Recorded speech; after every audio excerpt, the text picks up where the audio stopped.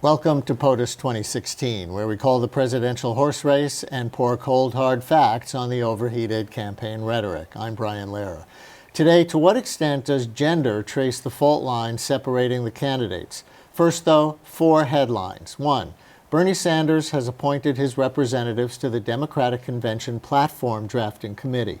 Among them, climate change pioneer Bill McKibben, activist academic Cornel West, and Arab-American leader James Zogby.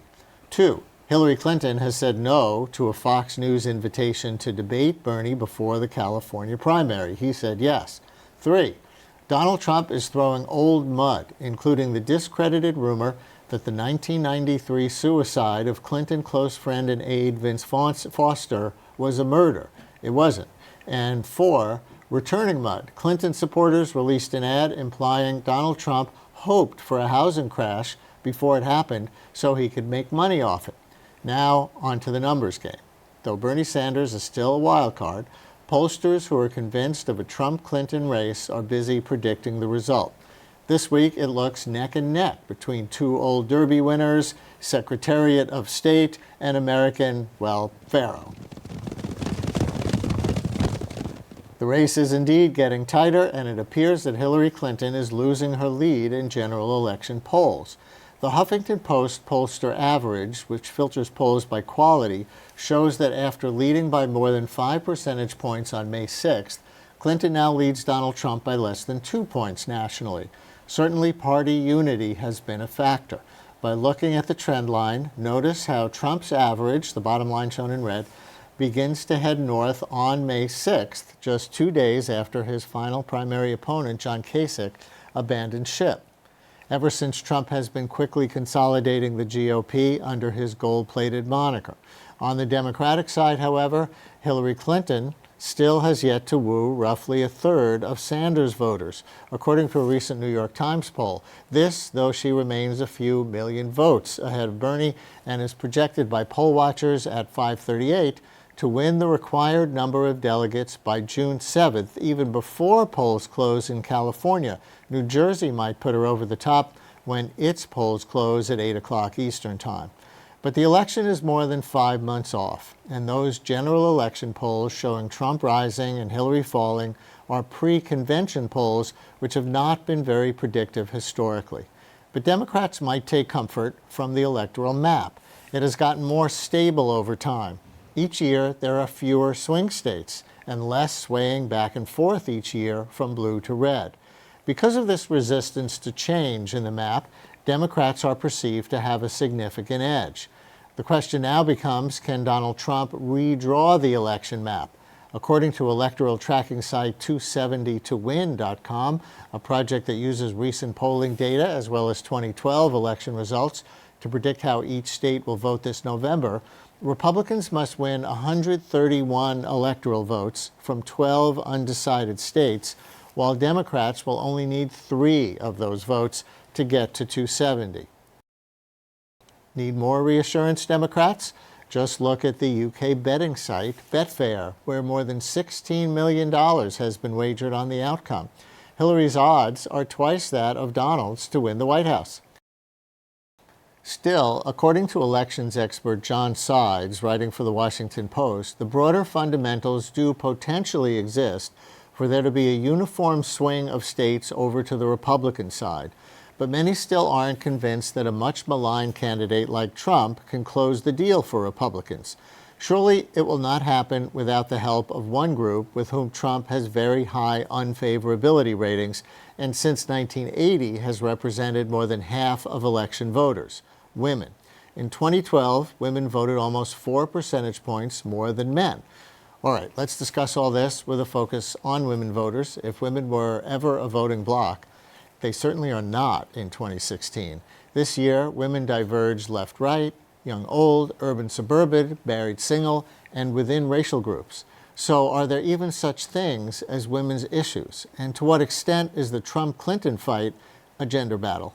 Joining us, Michelle Goldberg, Slate columnist, author of, most recently, The Goddess Pose, and via Skype from New Brunswick, New Jersey, Debbie Walsh, director of the Center for American Women and Politics at the Rutgers Eagleton Institute of Politics. Welcome, both of you.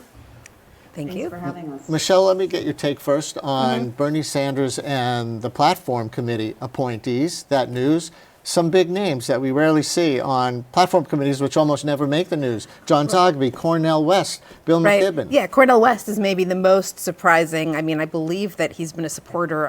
I thought he was a supporter of Jill Stein. I didn't even realize that he was. Oh, he's been out for Sanders. He was on the show for Sanders. Yeah. Oh no, I mean I knew that, but I thought that if Sanders wasn't the nominee, I didn't even realize that he planned to remain with the Democratic Party. But that aside, I mean, he's certainly not someone who's kind of known for his involvement in Democratic politics. Some people have acted like John Zogby, that it's a big surprise to have a pro-Palestinian activist, and it certainly is a salutary thing. But John Zogby is like an old Democratic hand. It's like, he's hardly sort of this insurgent outsiders. He's not, like Cornel West or to some extent like Bill McKibben.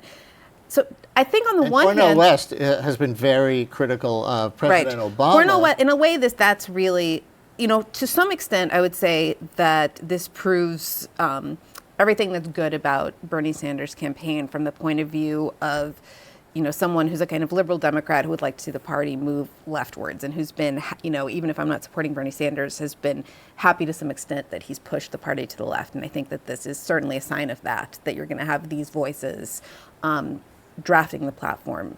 At the same time, Cornel West particularly, who's been, a vicious critic of Barack Obama. Not doing enough for racial equality, primarily, also on drone strikes and other military things, right? Right, on a number of things, and I think has, kind of insulted him in pretty ad hominem terms as well. And so I think, that's really, I think, a slap in the face to Obama and to a lot of his supporters. And it also makes me wonder about what sort of leader somebody like Sanders would be, because Cornel West is an amazing, he's an amazing rhetorician. He's been, kind of a great theorist. He's not known for deal making and negotiation and the kind of nitty gritty work that you need to do to advance your policies on a kind of political committee. So to me, it seems like more of a statement of defiance than an act. It seems like a wasted opportunity if your goal is to really change how the Democratic Party works. Debbie, in your experience watching politics and policy making over time, does the platform actually even matter once the nominee gets elected? Well, once the nominee gets elected, no. I think that we've seen that the platform sort of falls by the wayside. But I think what is important in the platform really refers back to what you were talking about in the introduction, Brian, which is about the gender gap and what is appealing to women voters. And women voters will be a critical part of this election cycle. And we have seen since 1980 a difference in the way men and women vote, with women more likely to support the Democratic candidate than men, less likely to support the Republican candidate than men. And that, coupled with that difference in turnout that you also referenced. So for instance, back in 2012, we saw more than 9 million more women voting than men. That difference in voting can really make a difference in the outcome of an election. And apparently Trump is trying to neutralize the fact that Hillary Clinton is a woman and, the natural addition that should bring to her vote among women by going after her as a, quote, enabler for Bill Clinton's old dalliances. And not just dalliances, he's dredged up unproven or even discredited allegations against Bill Clinton from the 90s. Here's an example of something that is now running from Trump, even regarding Bill Clinton allegedly engaging in sexual assault. I was very nervous. No woman should be subjected to it. It was an assault. He starts to ride on my top lip, and I try to pull away from him.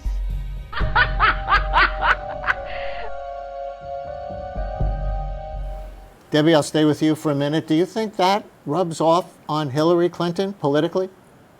Well, I think that this is very old news, and we'll be watching to see if this has any resonance with voters this time around. What we know drives that gender gap and that women's vote is women's sense of economic insecurity. And those issues, I think, are really paramount to women. Women make less money than men. They have less money saved for retirement. They're more economically insecure. And what really matters to women voters is to make sure that that social safety net is intact. Because they see themselves as needing that social safety net at some point in their lives, whether it's Medicare or Medicaid or unemployment insurance or Social Security, family leave. All of these things are really paramount. Women are concerned with how are they going to make ends meet, kitchen table economics. And while I think the kind of ad you just aired makes for a certain amount of drama and it tries to pull at some emotional strings, I think for most women voters, they care about how they're going to support their families and make ends meet. Michelle, same question. Donald Trump is, as far as I know, the only Republican, kind of modern Republican presidential candidate who doesn't focus group his ads first, right? I mean, they kind of come straight from the id. My understanding of focus groups on this issue is that they show that Hillary Clinton, the one thing that you can do to make kind of women who are skeptical of Hillary Clinton feel more warmly towards her is to blame her for her husband's affairs. That's sort of why other Republicans haven't gone there. Donald Trump doesn't care and doesn't follow that, and so I think Donald Trump is coming from, the kind of right-wing Republican id. They all believe, not all, but, many kind of people on the right believe that the reason that Obama was elected and then reelected, the reason that Clinton survived in office is because Republicans were too timid to tell the truth about them. They didn't kind of go all in on Reverend Wright. They haven't, kind of awoken the world to Bill Clinton's, kind of murderous escapades. And so for those people who've just been dying for, decades to see somebody tell the truth as they see it about Bill Clinton, this might seem really powerful. But, as this stuff has been litigated to death, and as we saw over and over again, it didn't hurt Bill Clinton, or barely hurt Bill Clinton, and it only, in some sense, Hillary Clinton's approval ratings reached one of her lifetime peaks during the Monica Lewinsky scandal. So I don't think and the Democrats gained seats in Congress in that 1998 election as all of that was going on, the actual impeachment.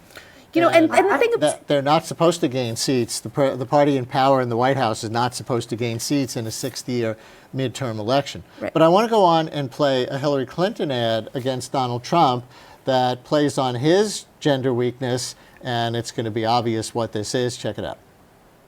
You could see there was blood coming out of her eyes, blood coming out of her wherever. Does she have a good body? No. Does she have a fat ass? Absolutely.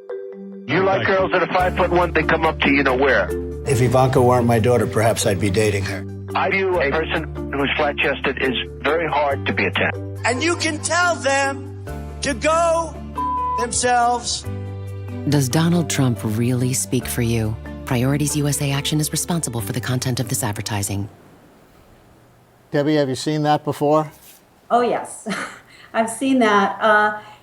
I think that ad is really speaking to this issue of the complete unfavorable ratings that we're seeing right now for Donald Trump among women, upwards of 60 plus in terms of unfavorable ratings. Last night, I don't know if you all watched what was going on in New Mexico, but we kind of hit the trifecta of Donald Trump at his best on some of this, where he called Elizabeth Warren Pocahontas. He referred to the fact that he can't listen to Hillary Clinton because she's always screaming. You had a heckler sort of dismissed by saying he's only here because he can't get a date. And at the same time that he sets that up, he's saying that the women love him. And the hell with the men, he said. I'm going to win. My goal is to win with record numbers of women voters. Now, when you hear those kinds of comments coupled with what's in that ad, this is not the rhetoric that will close a gap, a gender gap that we have seen since 1980 for Republican candidates. So that was Trump Tuesday night in New Mexico. But Michelle, there are Trump supporters and other analysts who are saying Hillary Clinton also has a gender gap. And a gender gap doesn't mean simply that, correct me if I'm wrong, doesn't simply mean you get more votes with women than the other candidate gets. You have to get a higher percentage of women than you get of men relative to the other candidate. right? And Right. so there are people who say Hillary Clinton is going to lose even more points among men than Donald Trump is going to lose among women. Correct me if I'm wrong, and somebody else might have these figures off the top of their head, but I believe that Obama won 37% of the white male vote. And so Hillary Clinton is going to lose overwhelmingly with white men, but she can lose overwhelmingly with white men and still win. Because she doesn't have a men of color gender gap. Yeah, no, not at all. I mean, and I think that she's going to do, I bet she'll do about as well as Obama did with African Americans, and probably even better than he did with Latinos, who have every reason to be mobilized. And so, and the fact is that there's just more, as you mentioned before, there's just more female voters than there are male voters. And so, again, it's not just kind of women who vote their gender, right? We've seen kind of, there's a lot of men who very much relish voting for male candidates and have, no intention of changing that. But again, I think that Donald Trump kind of has that constituency all sewn up, and that constituency doesn't equal half the country. Elizabeth Warren has been starting to criticize Trump very vocally, even though she has not endorsed. She's the only female senator to not endorse Hillary Clinton. She's been walking the line between Clinton and Sanders, I think trying to increase his issue power. But now she's coming out very strongly against Trump. Do you see Elizabeth Warren getting on board? Do you see that being meaningful? Do you see her as a potential running mate?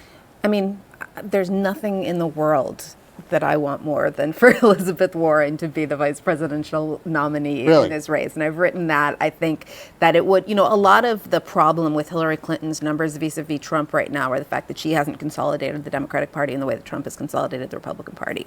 Right? There's no one who kind of does that more quickly than Elizabeth Warren, bringing on, I think, a lot, maybe not all of those Sanders supporters, but a huge number of them.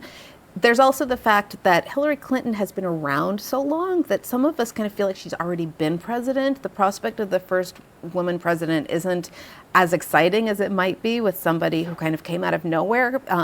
It doesn't feel as kind of revolutionary as it actually is. But two women, I think, would kind of show what kind of gender revolution this is. And so I think you'd bring together the kind of Hillary Clinton feminists and the Sanders supporters, and you would not have any more problems you wouldn't have any more issues about an enthusiasm gap. Debbie, 30 seconds. Is the country ready for that? I think it's an exciting prospect. Back in 1992, we had two women who were running because of a kind of an odd circumstance in California for two open seats in the United States Senate. And everybody said, you couldn't possibly elect two women at the same time. It will never happen. And then lo and behold, Dianne Feinstein and Barbara Boxer were both elected to the United States Senate. And now it's been done in other places. So everybody said it couldn't be done until it could be done. All right. We will see if this comes to pass once Hillary Clinton presumably is the nominee. Debbie, thank you very much for joining us. Thank you. And Michelle, stay here as we bring on some additional evidence.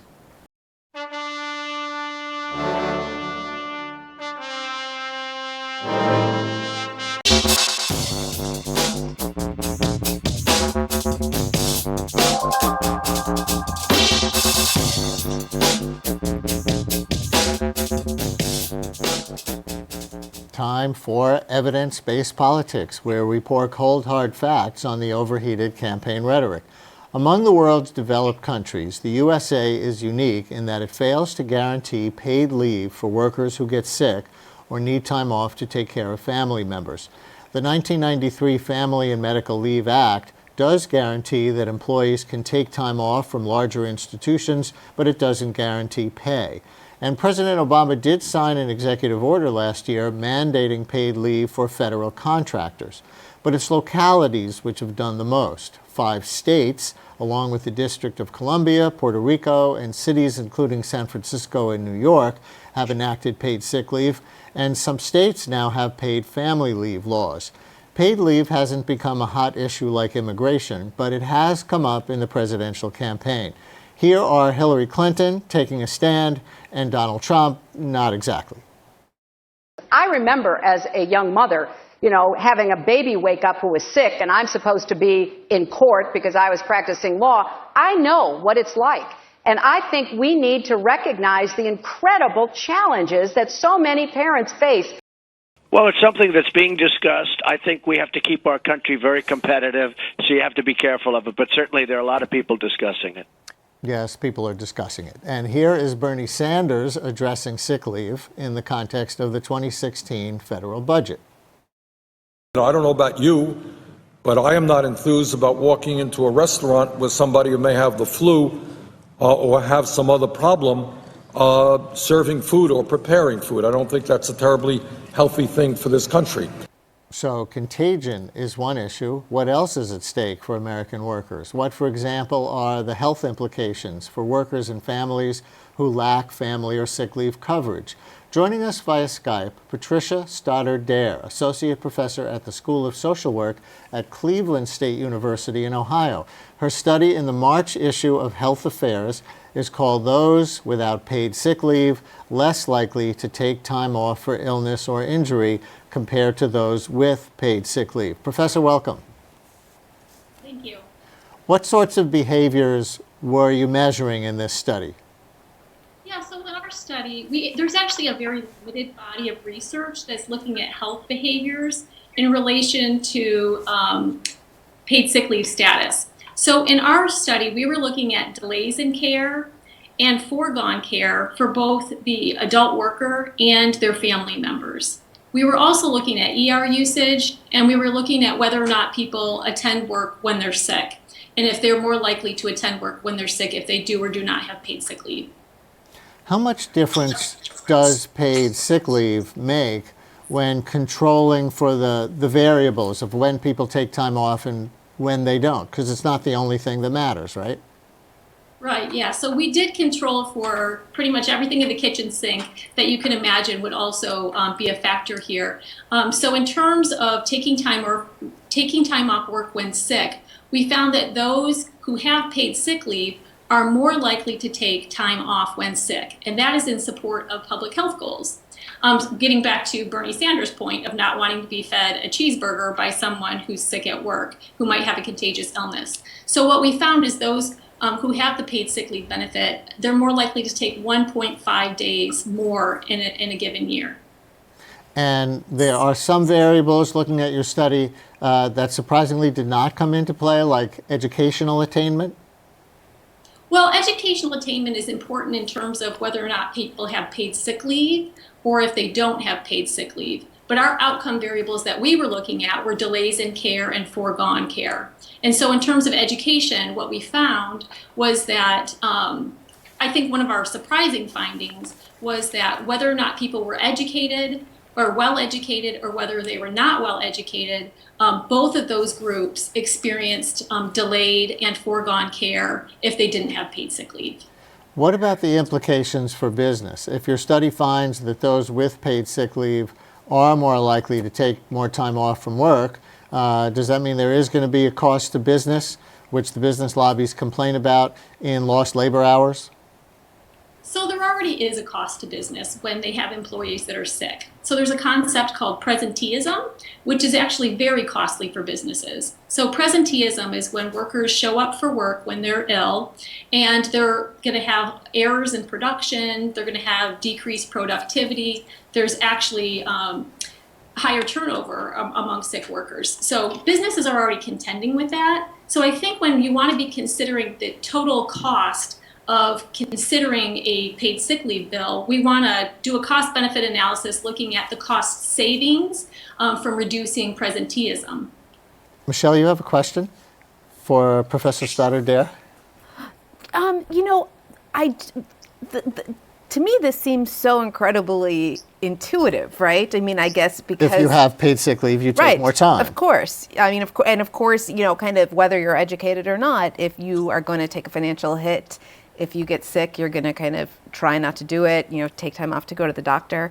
I guess I would be curious about if there's a gender divide in this research, because does part of this also involve taking time off to care for sick children, which I imagine would be something that would fall much more on women than on men? Yeah, so what we found in our study, which was actually surprising to me, is that men are actually less likely to have paid sick leave. But as you mentioned, women are more likely to use paid sick leave or to have unpaid sick leave. In other words, they're more likely to utilize leave in any respect. So men less likely to have paid sick leave, women are more likely to be the caretakers. And Michelle, to our conversation earlier, this is kind of a women's issue, isn't it?